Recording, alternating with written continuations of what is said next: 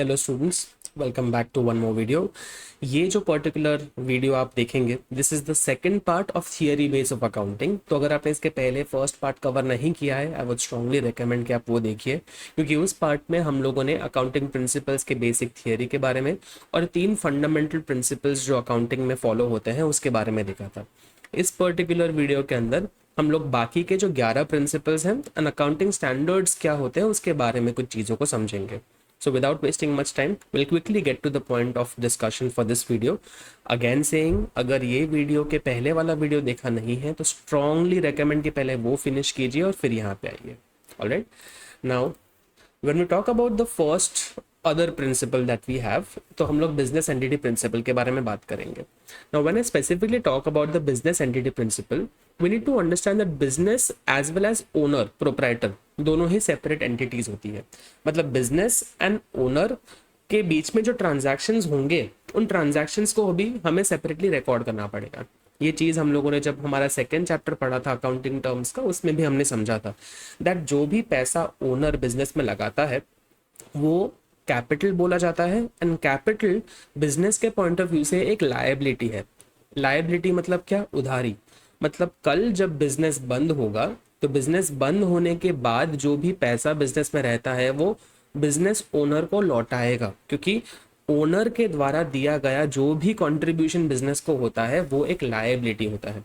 Now business entity principal जो हमारा बोलता है वो ये बोलना चाहता है कि हम लोग इस ओनर के कंट्रीब्यूशन को एक लायबिलिटी क्यों समझते हैं? क्योंकि बिजनेस एंड ओनर दोनों ही सेपरेट है।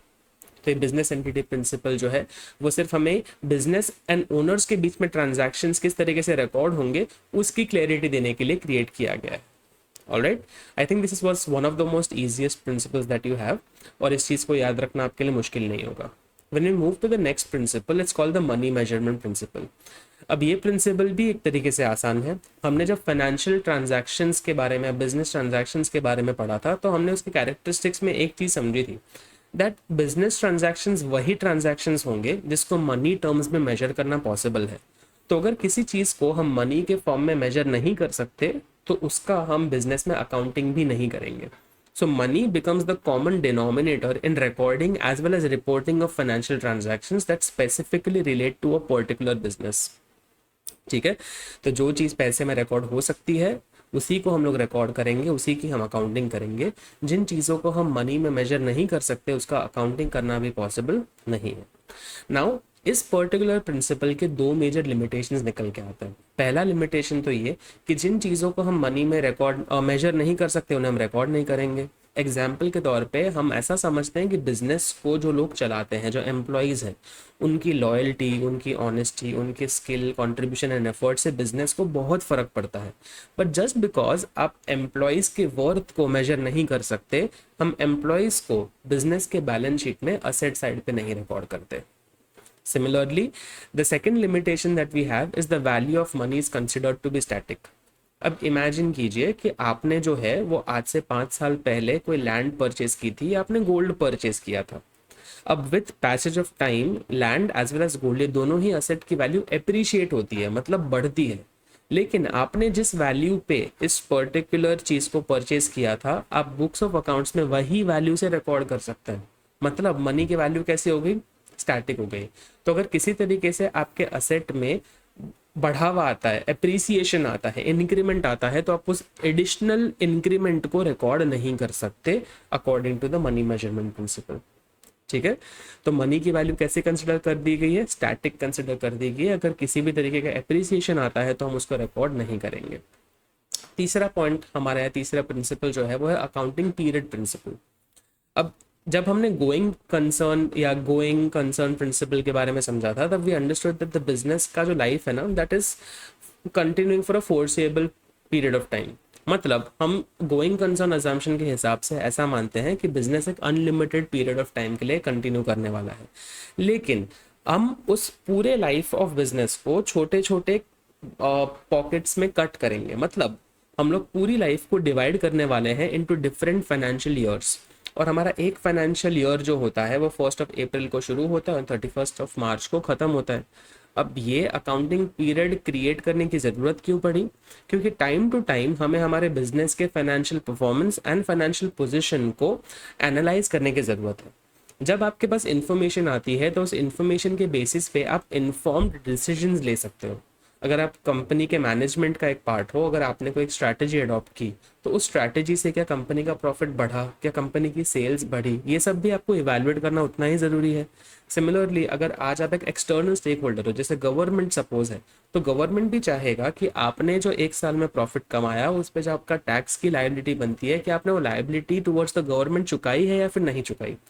अगर मैं आपके कंपनी को एक लोन देने वाला हूँ या फिर मैं आपके कंपनी में पैसा इन्वेस्ट करने वाला हूँ, तो मैं जानना चाहूँगा कि आपकी कंपनी की प्रॉफिटेबिलिटी किस तरीके से रही है, आपकी कंपनी में लिक्विडिटी या कैश फ्लो पोजीशन आपकी कंपनी का कैसा है। जब ये information time to time prepare होगी, तभी जाके सारे स्टेक होल्डर जितने भी हैं, जितने भी लोग हैं जिनको कंपनी के मैनेजमेंट से फ़र्क पड़ता है, उन सबको ये इन्फॉर्मेशन मिले, उसके बेसिस पे डिसीजन मेकिंग हो पाए। So that's the accounting period principle, which divides the entire life of business into small accounting years or financial years. The next principle that we have pertains to full disclosure principle. Now full disclosure का मतलब क्या है कि हमें सारी की सारी चीज़ें जो है वो बतानी है, डिस्क्लोज करनी है, कुछ भी चीज़ हिडन या सीक्रेट नहीं रखना। अब ये जो प्रिंसिपल है ये खास तौर पे थर्ड पार्टीज जो होते हैं, जो day to day business operations में इन्वॉल्व नहीं होते, उनके इंटरेस्ट को कंसिडर करते हुए प्रिपेयर किया गया है। अब उन्होंने ये बोला है कि लॉ या लीगल रिक्वायरमेंट के हिसाब से आपको बहुत सी चीज़ें होती है जो डिस्क्लोज करनी पड़ती है, बतानी पड़ती है, लेकिन लीगल रिक्वायरमेंट के अलावा भी अगर कोई भी ऐसी चीज़ है जो कि सिग्निफिकेंट है, इंपॉर्टेंट है, मटीरियल है, तो वो चीज़ आपको डिस्क्लोज करना ज़रूरी है आपके हर एक स्टेक होल्डर को, राइट। अब जैसे कि आज एक पर्टिकुलर कंपनी जो है, अगर उसने एक पर्टिकुलर फाइनेंशियल ईयर में बहुत ही ज़्यादा डिक्लाइन इन सेल्स देखी, या उसके रेवेन्यू में बहुत ज़्यादा हिट हुआ, उसका प्रॉफिट का जो ट्रेंड था वो अचानक से लॉस में कन्वर्ट हो गया, तो वो हुआ है, लॉस हुआ है या फिर सेल्स घटी है, वो तो आपने डिस्क्लोज किया, वो तो आपको करना भी चाहिए। लेकिन ये जो चीज़ हुई वो किस कारण से हुई, उसके रीजंस आपको जो है वो डिक्लेयर करने पड़ेंगे, डिस्क्लोज करने पड़ेंगे। जैसे जब कोविड आया था, तो कोविड के टाइम पे बिकॉज ऑफ द लॉकडाउन काफ़ी ज़्यादा फैक्ट्रीज जो है वो बंद हो गई थी, काफ़ी ज़्यादा डिस्ट्रीब्यूशन नेटवर्क जो है वो डिस्टर्ब हो गया था, जिसके वजह से सेल्स में काफ़ी ज़्यादा हमने गिरावट देखी। बट उस गिरावट के पीछे या किसी भी तरीके के फाइनेंशियल ट्रांजैक्शन में जो बिजनेस के ऊपर इम्पैक्ट आता है, उस इम्पैक्ट के हमें रीजंस भी उतने ही क्लियरली डिस्क्लोज करने चाहिए, बिकॉज हर एक स्टेक होल्डर को ये जानने का हक है। तो फुल डिस्क्लोजर प्रिंसिपल हमें ये बोलता है दैट बिजनेस में जितने भी ट्रांजैक्शंस होंगे या जो भी फाइनेंशियल परफॉर्मेंस एंड पोजीशन को इम्पैक्ट करने वाली चीज़ें हैं, उसको पूरी तरीके से आपको डिस्क्लोज करना है। The next principle that we have here is the materiality principle. Now material का मतलब रहता है इंपॉर्टेंट, कोई भी ऐसी चीज़ जो कि आपके डिसीजन को इन्फ्लुएंस कर सकती है, वो आपके लिए मटीरियल है, वो आपके लिए इंपॉर्टेंट है। बट कुछ चीज़ें ऐसी भी होती है जो इतनी ज़्यादा इंपॉर्टेंट नहीं भी हो। अब कौन सी चीज़ इंपॉर्टेंट है और कौन सी चीज़ इंपॉर्टेंट नहीं है, वो तो नेचर एंड अमाउंट पर डिपेंड करता है ना। जैसे कि इमेजिन करो कि अगर हम आज एक पर्टिकुलर रेसिपी बना रहे, एक डिश बना रहे हैं, एक डेजर्ट बनाने की कोशिश कर रहे हैं। अब अगर डेजर्ट में आपसे गलती से थोड़ी बहुत चीनी ज़्यादा भी डल गई, तो उससे शायद उतना प्रॉब्लम नहीं होगा, राइट, बिकॉज वो एक या दो दाने एक्स्ट्रा चीनी के गिर जाना is not a very material thing, it is not a very important thing. But अगर वही चीज़ मैं मेडिसिन में बोलूँ तो एक एक छोटा mg भी जो होता है वो इम्पैक्ट करता है आपके हेल्थ के ऊपर, तो वो बहुत ही ज़्यादा मटीरियल है, उसका डिस्क्लोजर आपको करना बहुत इंपॉर्टेंट है। वैसे ही अकाउंटिंग के पॉइंट ऑफ व्यू से कौन सी चीज़ मटेरियल है, कौन सी चीज़ मटेरियल नहीं है, ये कम्प्लीटली आपके जजमेंट पे डिपेंड करता है, आपके बिजनेस के स्केल पे डिपेंड करता है।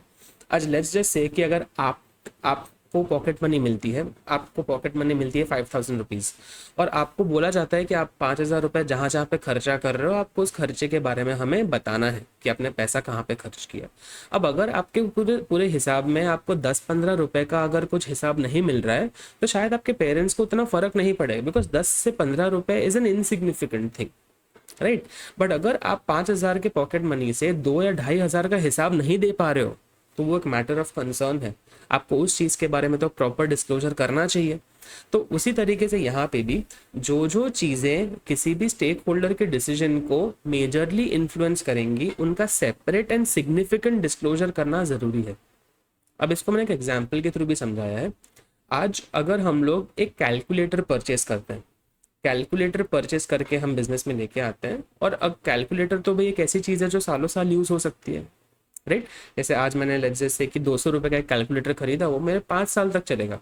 तो जस्ट बिकॉज इस खर्चे का बेनिफिट मुझे 5 साल तक मिल रहा है, तो क्या मैं कैलकुलेटर को असेट की तरह दिखाऊं? The answer is no. 200 रुपये की चीज़ को मैं असेट की तरह क्यों रिकॉर्ड करूंगा? उसको तो मैं स्टेशनरी के खर्चे में डाल दूंगा। और मुझे ये भी बताने की ज़रूरत नहीं है कि मैंने स्टेशनरी में फाइल परचेज की, पेंसिल परचेज की, शार्पनर परचेज किया, कैलकुलेटर परचेज किया। मुझे सिर्फ इतना बता दो कि स्टेशनरी का साल का खर्चा कितना हुआ है। मुझे इसका स्पेसिफिक डिस्क्लोजर नहीं चाहिए, क्योंकि ये चीज़ें उतनी इंपॉर्टेंट या उतनी मटीरियल नहीं है, ठीक है। तो जो चीज़ें मटेरियल होंगी, जो चीज़ें बहुत इंपॉर्टेंट होगी, उसका स्पेसिफिक डिस्क्लोजर यूजर्स के पॉइंट ऑफ व्यू से करना हमारे लिए ज़रूरी हो जाता है, which pertains to the materiality principle. The next principle that we have here is called the dual aspect principle.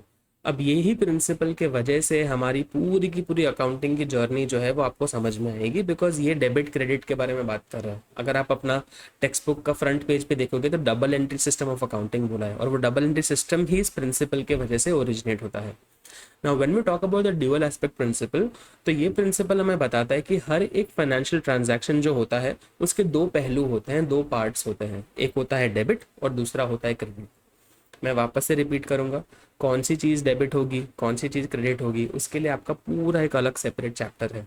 अभी आपको क्या ध्यान रखना है कि हमारे बिजनेस के अंदर जब ट्रांजैक्शंस होते हैं तो दो टाइप की इफेक्ट आती है, एक डेबिट इफेक्ट आती है और एक क्रेडिट इफेक्ट आती है, और दोनों ही डेबिट एंड क्रेडिट इक्वल होने चाहिए, समान होने चाहिए, राइट।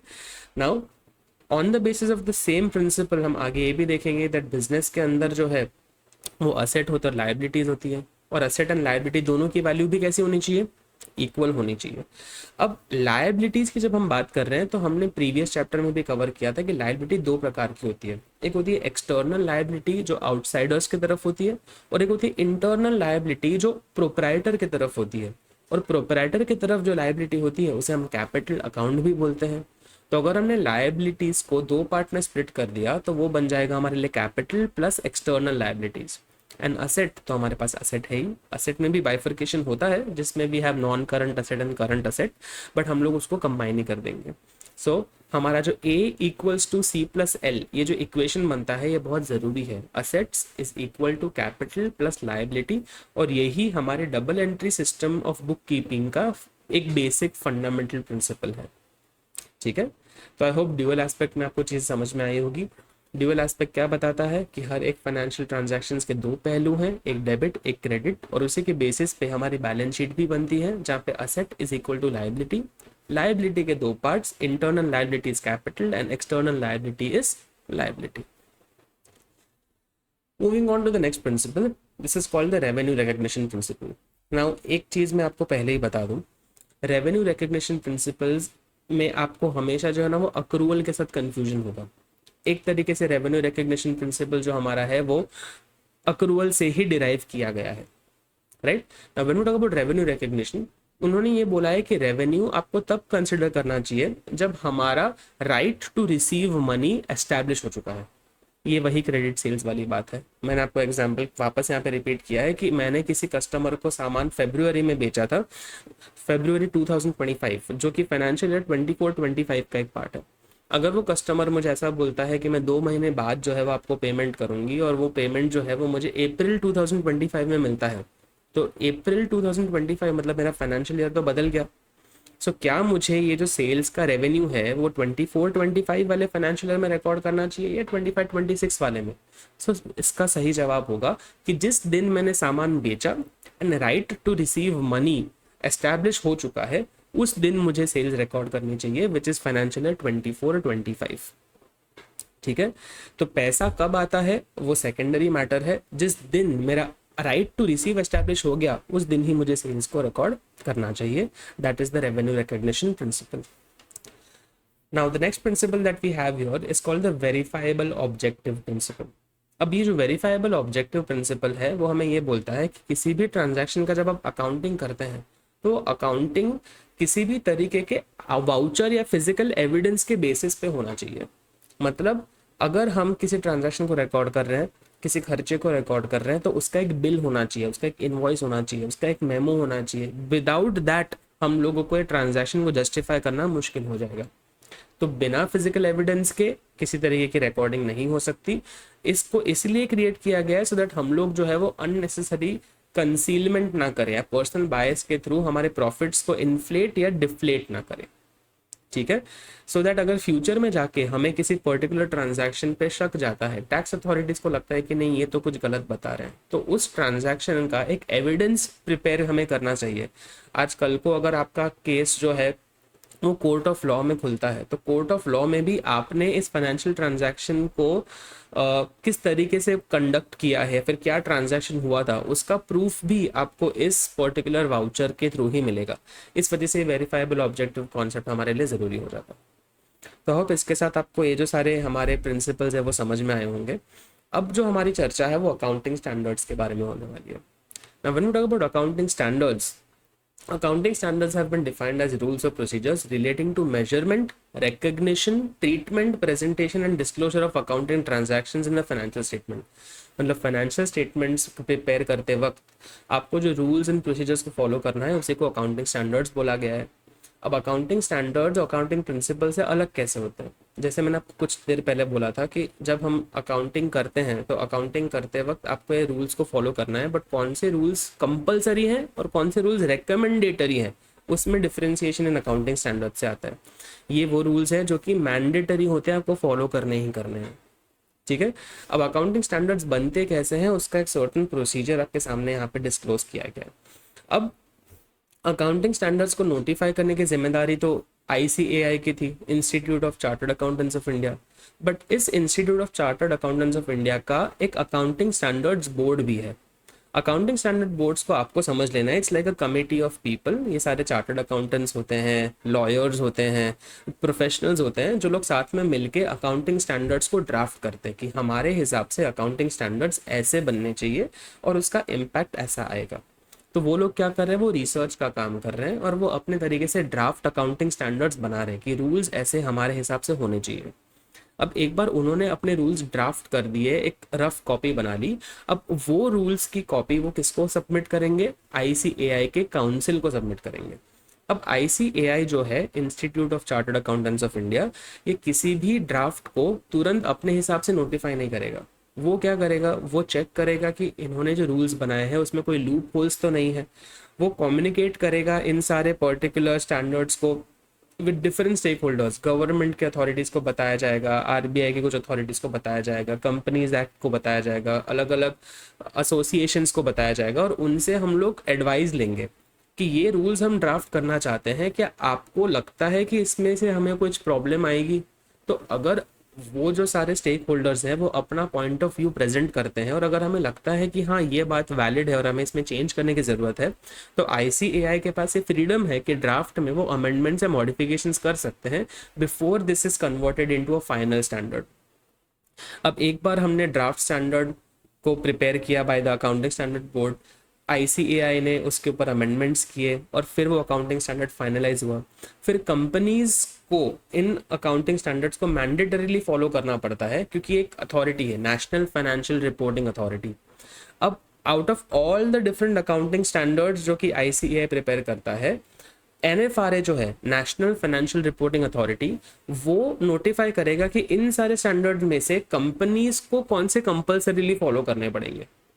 ठीक है, तो अगर कोई एक ऐसा अकाउंटिंग स्टैंडर्ड है जो शायद कंपनीज के मतलब का नहीं है तो फिर वो शायद कंपनी को फॉलो ना करना पड़े, राइट। तो NFRA जो है ये अथॉरिटी क्या करेगा, ICAI के द्वारा इशू किए गए अकाउंटिंग स्टैंडर्ड्स को मैंडेटरी बना देगा कंपनीज के लिए। तो ये जो पूरी चैनल है, ये जो पूरा प्रोसेस है, इसके बारे में आपको पता होना चाहिए।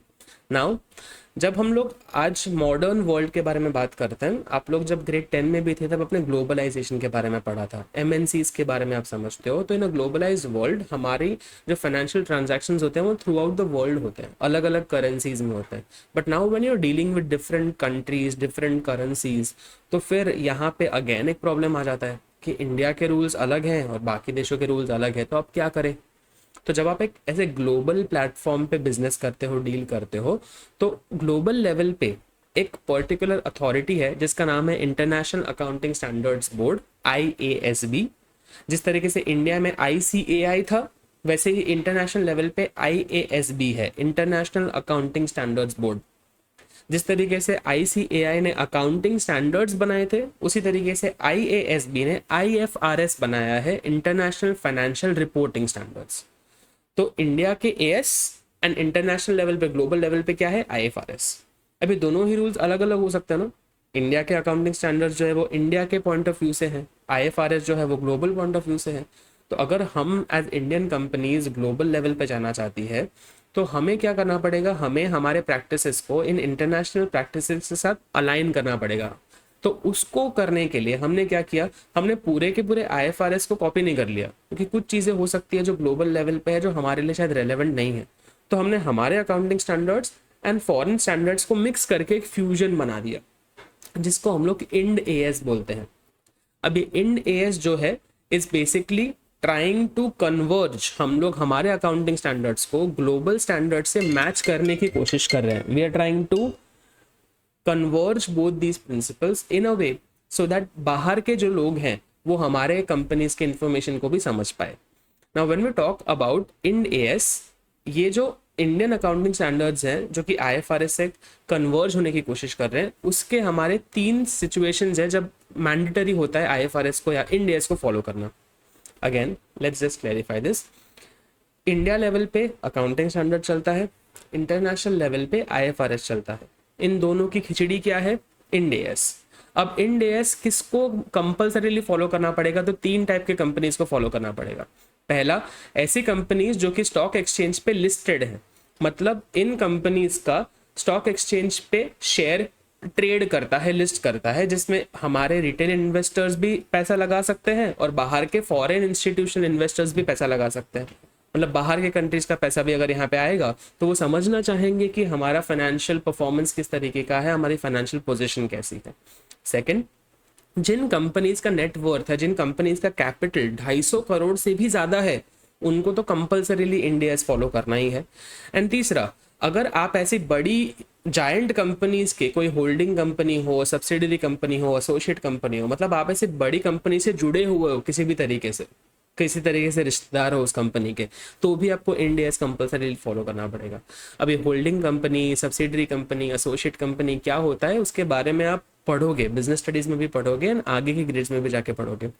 होल्डिंग कंपनी मतलब वो कंपनी जिसके पास 51% से ज्यादा ओनरशिप हो।